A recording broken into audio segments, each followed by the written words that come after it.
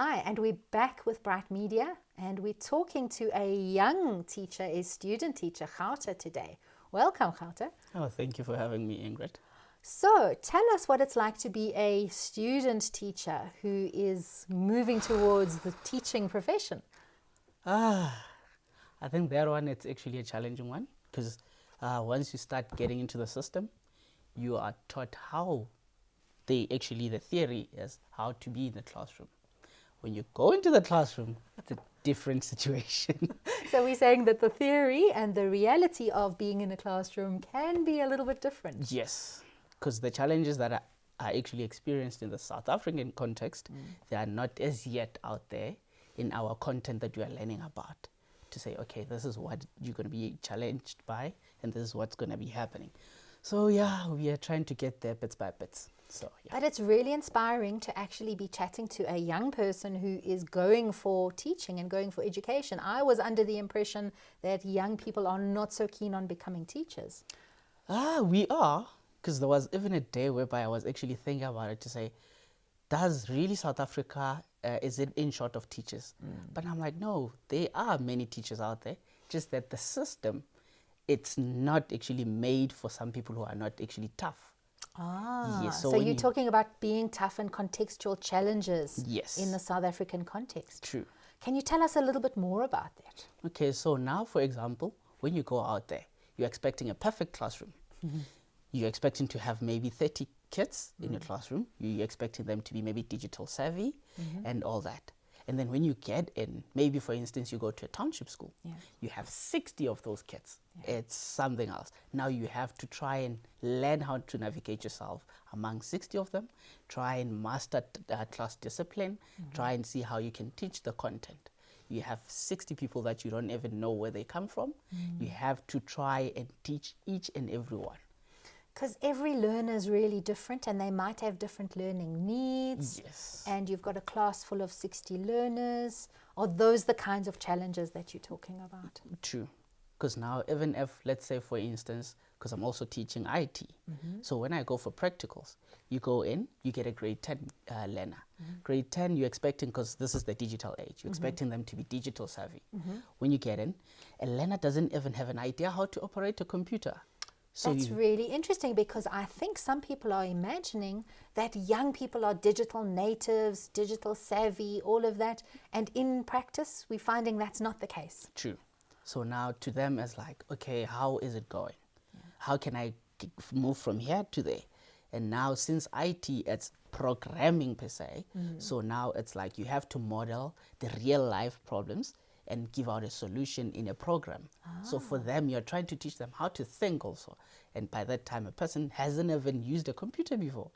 Okay, so there's some basic building blocks that might be missing. Yes. So if you were to say, okay, these three things are missing, what do you think the building blocks are necessary before we've got ICT in the classroom in that perfect theoretical way?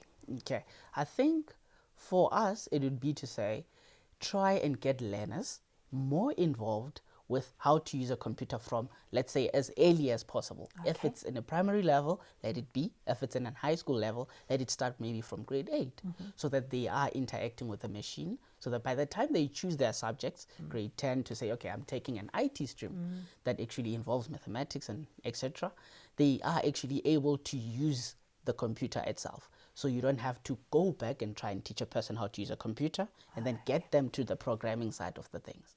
So at least there, you know that they have some form of basic knowledge.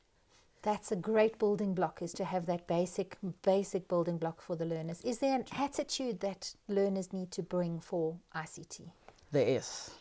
Yeah. There is, that they have to try and think that a computer, to some extent, I hear people saying, for example, you have to work smart, work smart, work smart. It's not always about working smart. You have to work hard before working smart. So now there's no substitution. So some kids, they think that, no, if I'm using a computer, I'm working smart. And they don't take into consideration that I have to work hard in knowing the computer, and then I have to work smart by using the computer. So an attitude of work smart, but work hard as well as work smart. Yes. So that's a great attitude to have as well. We need that attitude. And then advice for some older teachers who are born before technologies, who are really resistant to having any kind of digital experience in the classroom. How do you think we can help older teachers? You see, the teachers, they need to also take into consideration of the fourth industrial revolution, if we should use that term.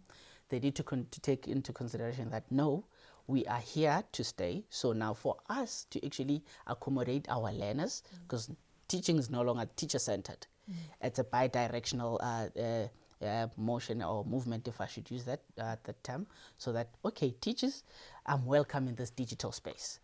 I'm welcoming that my learners are more knowledgeable with IT, or maybe they can go around with using digital age. So now I also have to learn the basics and then build up from there to say, okay, now I have learners that can use computers or smartphones.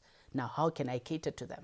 How can I use the information that is out there to actually bring it to them, to see that a phone is not texting only, for posting. Now, how can I use that hardware that they have in their hand to actually enhance on my teaching? So using the devices to really enhance the teaching. Yes, so that and teaching I think can that happen then everywhere. they can actually use their excellent teacher skills, but then they can be supported maybe by the technology. Yes, they shouldn't take ICT or technology as a different subject. No, they can just incorporate it into their teaching to say, okay, now I'm no longer writing notes. Yes. I can just put them up there. It saves about maybe 5 minutes.